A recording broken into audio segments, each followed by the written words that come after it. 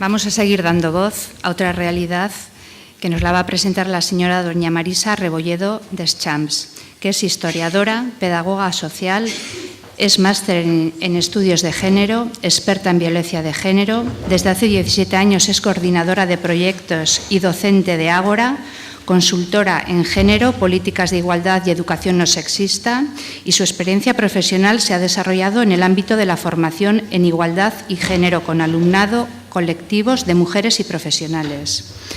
Por mencionar algunas de ellas, tiene formación en coeducación, autodefensa feminista, empoderamiento, sexualidad y violencia de género. A partir del año 2012 se ha especializado en violencia de género en personas mayores y lo realiza tanto en el Estado español como en otros países, especialmente Latinoamérica.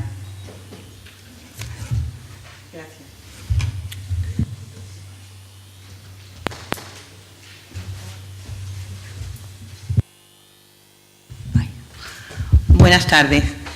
Buenas tardes a todas y a todos. Bueno, en primer lugar, agradecer a la organización que haya contado conmigo hoy aquí y ahora para compartir con todas las personas aquí presentes mi experiencia y compartir conocimiento. Bueno, mi presentación se llama Violencia de género en mujeres mayores, porque es de lo que se trata, de explicar un poco en qué situación están las mujeres de más de 60 años que sufren o han sufrido violencia de género. Y yo siempre le pongo a esto un subtítulo. Y el subtítulo es Silenciadas e invisibles.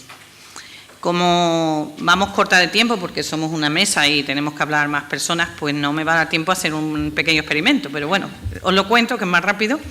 Y bueno, yo en otras ocasiones he pedido al público que, dada la fecha en la que estamos, ¿no?, haga un minuto de silencio y en ese minuto de silencio imagine el rostro de una mujer que ha sufrido violencia de género, con la idea de representarla en algún cartel, ¿no? Y cuando pido al público que se pronuncie, ¿no?, ¿cuánto habéis pensado en una chica joven?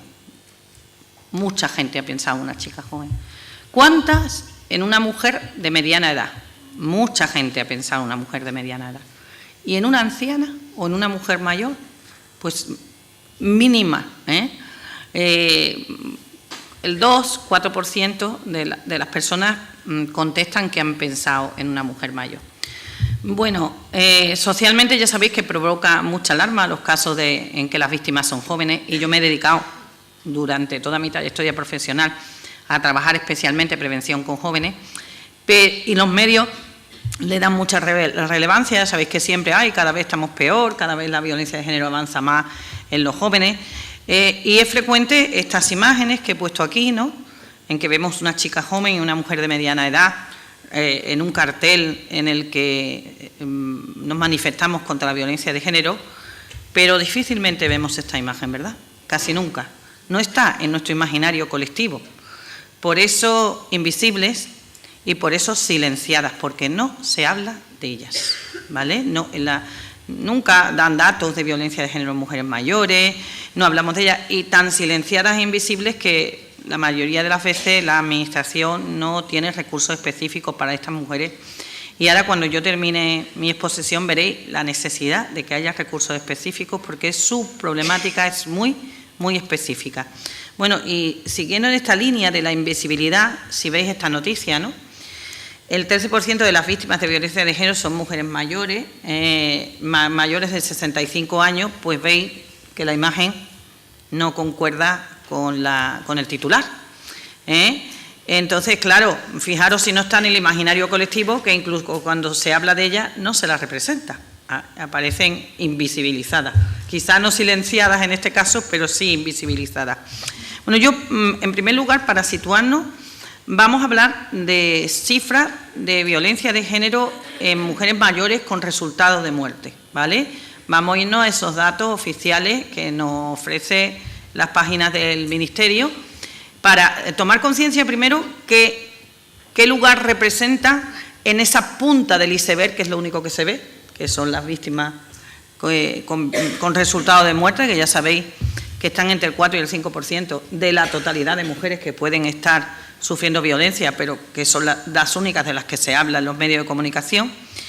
Y bueno, si nos vamos, luego si nos vamos a esas cifras ya veremos. Bueno, yo siempre parto de la afirmación de que la violencia de género tiene sus raíces en la desigualdad entre hombres y mujeres. Y si partimos de esa afirmación, es más probable que el sector de más de 60 años sea el que mayor violencia ha soportado y durante más tiempo por ese condicionamiento cultural de la mayor prevalencia del machismo y, digamos, en una sociedad patriarcal mucho más cerrada, ¿no? Y además por la normalización en la época de los malos tratos en la pareja. Si nos vamos, como he dicho, para comprobar que esto es así, vamos a hacer un poco un recorrido, empezando por las cifras oficiales, ¿no? Bueno, mujeres asesinadas por violencia de género mayores de 65 años. Desde el 2012, que es cuando yo empecé a trabajar este tema, como veis, han estado entre el 21 y el 14%, que es la cifra de este año a fecha del 31 de octubre. No sé si durante el mes de noviembre hemos podido añadir alguna más, porque yo estaba en una vorágine de trabajo tal que no podía actualizar los datos. Pero bueno, creo que en poco habrá variado en un mes. Bueno, y si vemos este esquema, veis, es que se ve muy pequeño y yo me voy a permitir que me ponga las gafas, porque si no, no puedo haceros la lectura del tema. Bueno, si veis, la mayor cifra está digamos, en el sector anaranjado, que es las que están entre 31 y 40, que suponen el 25%. Ay, espera, no, ya, rescata la mía, gracias. Bueno, entonces os decía que la parte del círculo naranja son las que están entre 31 y 40, que son el 25%, y entre 41 y 50 tenemos el 27%, ¿no? Bueno, si nos vamos a las personas jóvenes, son las que están representadas en los tonos azules, ¿vale? Y son en total de 20 a 30 años un 11% y de 20 a 18 un 2,3%, porque este año todavía no hemos tenido que lamentar víctimas menores de 18 años. En total de jóvenes, 13,9%.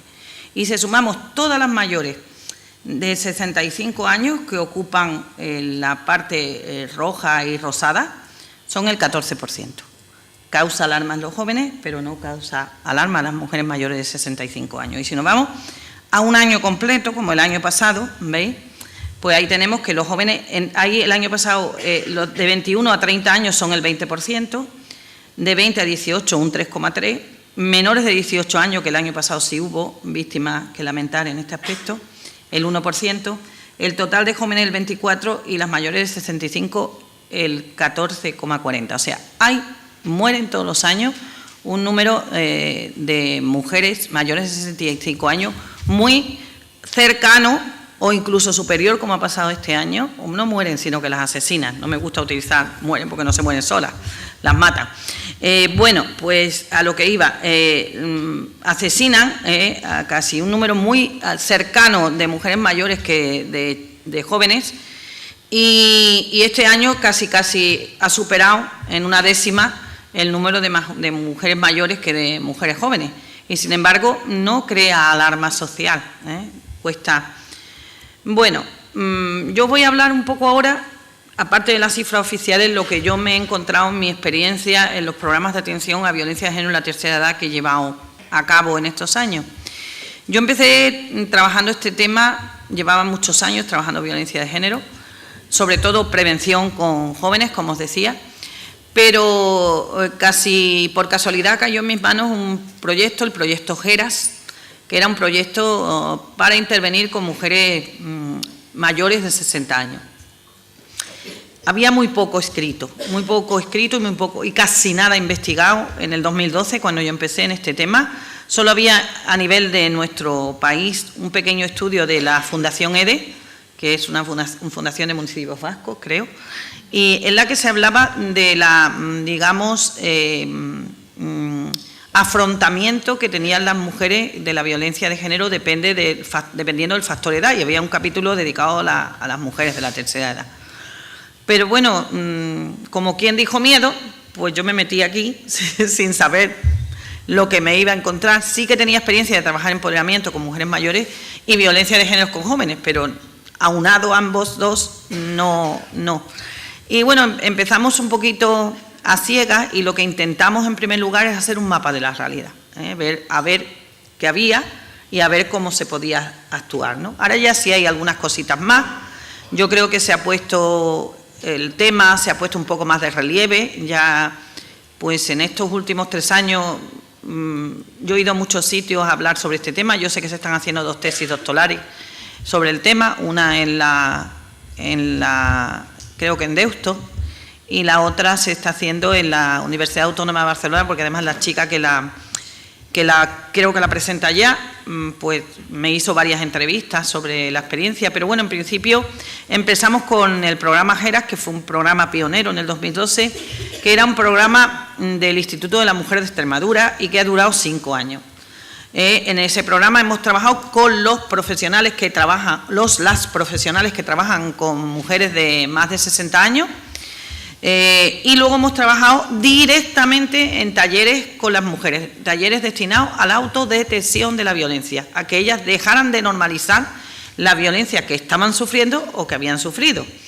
Y a raíz de ese programa, pues la Diputación de Jaén nos encarga un programa prácticamente calcado, pero en lo que es la provincia de Jaén, donde también hemos trabajado con los mismos colectivos. En total, 1.061 mujeres mayores y 1.010 en Jaén. Bueno, pues voy a abreviar.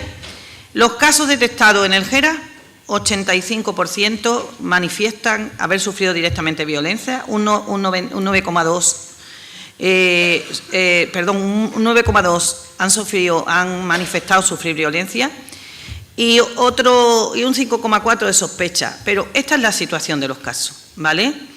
Si veis ahí en el gráfico, ¿veis? Conviven con el agresor solo 13%, el 57% está viuda y el 28% separada, ¿vale? Y hay un 1,3 que no consta. Bueno, en el caso de Jaén, la proporción es más o menos la misma, ¿veis? Coincide, el 13% convive con el agresor, aunque las otras cifras son diferentes.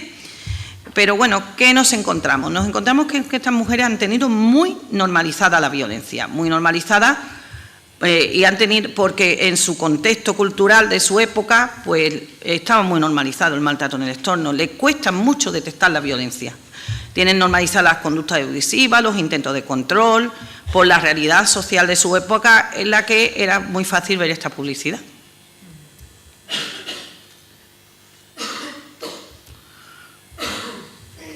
¿Veis? Bueno, pues con esta normalización en el entorno les cuesta mucho reconocerse como víctimas de violencia de género, ¿vale? Solo cuando ha habido amenazas de muerte o palizas de muerte es cuando ellas dicen o admiten que han sufrido violencia de género. Por eso los casos detectados son pocos, porque hay muy pocas que lo admiten, porque todo lo demás le ha pasado desapercibido. Bueno, están socializadas en la cultura de la sumisión, del perdón, del silencio, y aguantaron, ¿por qué? Por no quedar un disgusto a su familia, por el estigma social que suponía una separación, por la necesidad de un entorno estable para sus hijos, por la dependencia económica y también por este factor, la resignación. La esperanza de cambio, ese ciclo de la violencia que se repite y se repite, funciona para que las mujeres aguanten, las jóvenes, pero en el caso de las mayores es la resignación. Entre las mujeres mayores hay que tener en cuenta que tienen un estrés postraumático y un síndrome de indefensión aprendida muy anquilosado, que los episodios de violencia se acentúan o salen de su latencia una vez que el marido se jubila y tiene mucho más tiempo para controlarla. Están en situación de extrema dependencia afectiva y económica, les cuesta identificar y aceptar su situación.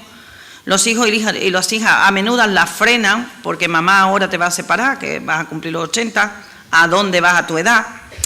No tienen esperanza de futuro porque la edad lo conlleva y su salud es 6 veces peor que las de otras mujeres de su misma edad que no han sufrido violencia.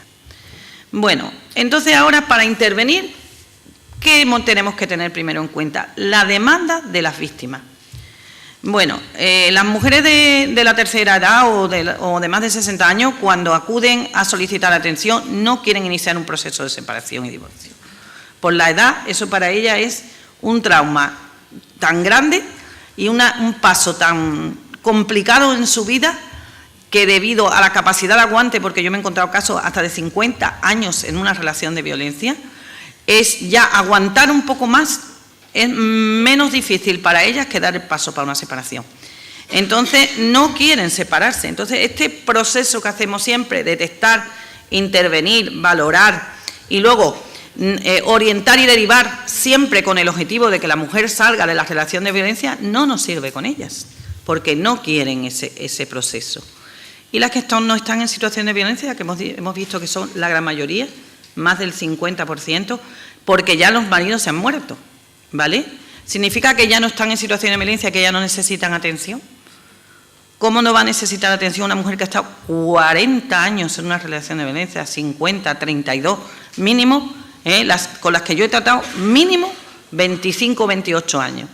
Entonces, estamos desatendiendo todo ese colectivo que, como ya no está en la relación, no pasa nada. Sí que pasa, tienen unas consecuencias tremendas después de 25, 30, 40, hasta 50 años de estar en la relación.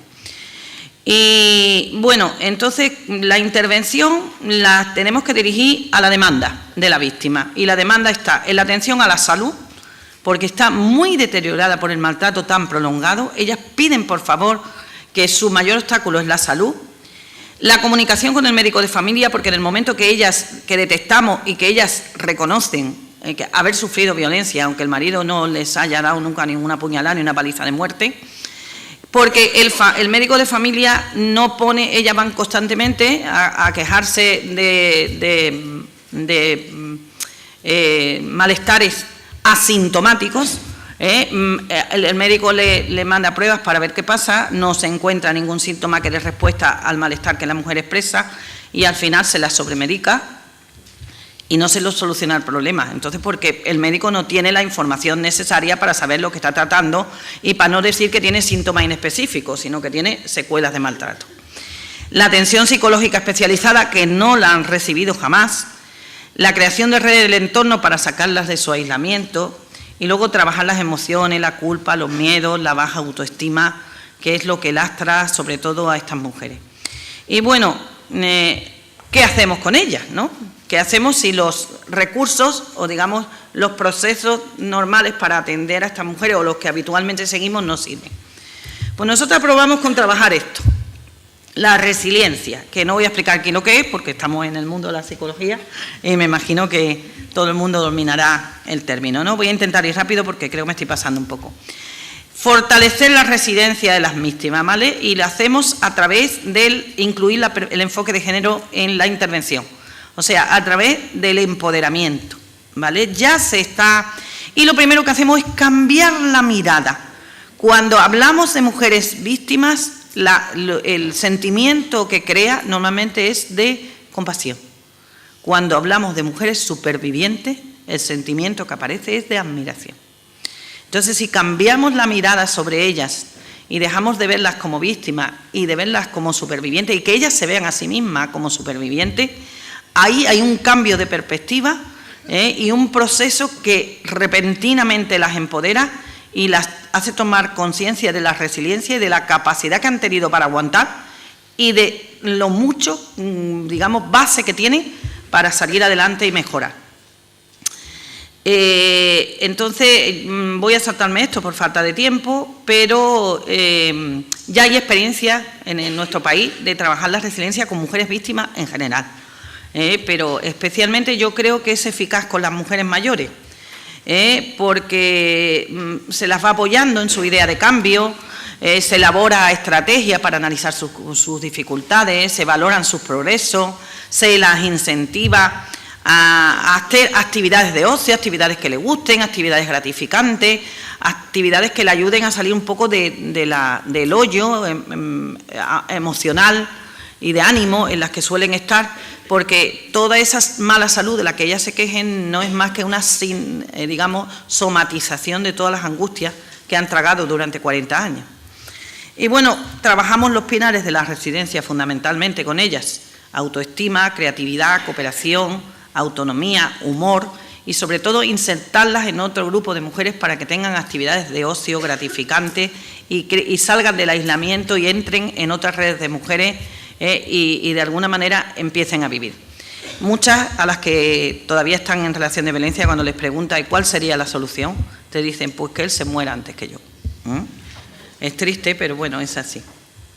Y luego trabajamos fundamentalmente en el empoderamiento. Intentamos que a través de procesos de empoderamiento, a través del enfoque de género, estas mujeres se pasen del estado actual, que es el de mujer víctima, al estado deseado, que es de mujer agente. O sea, que empiecen a ser dueñas de su vida, a tomar decisiones, dejen de vivir para los demás, porque pasan de vivir para el marido y el sometimiento del marido a vivir para los hijos y las hijas y los nietos, y que empiecen a ser dueñas de su vida, empiecen a salir de ese aislamiento y empiecen, digamos, a curar todas las heridas emocionales que arrastran. Y pasen de esa identidad de víctima en la que la afirmación es no soy capaz, no puedo, a esa identidad de género en la que dicen vamos adelante, ¿no? Vamos a salir de esta. Y bueno, hay muchas más cosas que os quería contar, pero como andamos tan justo de tiempo, pues sobre todo tenemos que tener en cuenta lo importante que es un resumen de cómo intervenir con mujeres mayores, ¿no? Animarlas a participar en actividades lúdicas, potenciar que estas mujeres que han vivido en el aislamiento tengan redes y relaciones de amistad y compañerismo, reconocer su valía y fortalecer su autoestima, hacerlas verles que no son culpables porque arrastran un complejo de culpa tremendo y sobre todo mostrándoles que son víctimas, indudablemente porque tienen que empezar para caminar, reconocerse como víctimas, pero que también son resilientes, supervivientes y que tienen una fortaleza tremenda y que apoyándonos esa fortaleza pueden empezar a vivir porque nunca es tarde si la dicha es buena, ¿no? Muchas gracias.